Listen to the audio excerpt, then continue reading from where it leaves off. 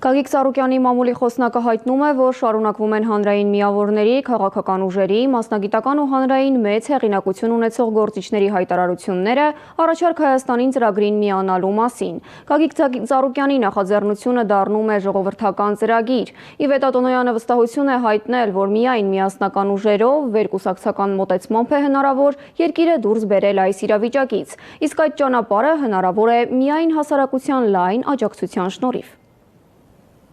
Առաջարկ Հայաստանին ծրագրի գաղափարի հիմքում բոլոր կարող, սրտացավ ու պրոֆեսիոնալ ուժերի ու անհատների լայն կոնսոլիդացիան է, եւ այն բաց է բոլոր պարկեշտ, սրտացավ, պրոֆեսիոնալ եւ պատասխանատու մարդկանց համար։ Հատկանշական է նաեւ, որ երբեմն նման հայտարարությունների մասին մեր թիմը տեղեկանում է լրատվամիջոցներից։ Սա եւս մեկ անգամ վկայում է, որ այդ աջակցությունն ազնիվ ու ինքնաբուխ է։ Նման դեպքերում երբեմն լսում ենք, բա պետք էր որ սա գար եւ այլ ձևակերպումներ։ Մենք չենք դնելու տարաբաժանում, մենք դատավոր չենք եւ չենք հավակնում լինել այդպիսին, ով է լավը, ով ավելի լավը, ով արժանին կամ ոչ։ Ուրախությամբ եմ նշում, որ առ այս պահը մեր մեծ թիմին միացած որևէ ուժ, որևէ անհատ չի դրել ցուցակի կամ պաշտոնի նախապայման։ Մենք դա գնահատում ենք։ Մեզ հետ համագործակցության սկզբունքը շատ պարզ ձևակերպել է հենց Գագիկ Ծառուկյանը։ Պաշտոնը կարևոր չէ, երկիրն է կարևոր, մանդատը կարևոր չէ, աշխատանքի արդյունքն է կարևոր։ Ու նաև բոլոր կարող ուժերն ու անհատները, պարկեշտ, ունակ, աշխատասեր մարդիկ իրենց արժանի տեղն են ունենալու մեր մեծ թիմում եւ Հայաստանի վերականգնման գործում։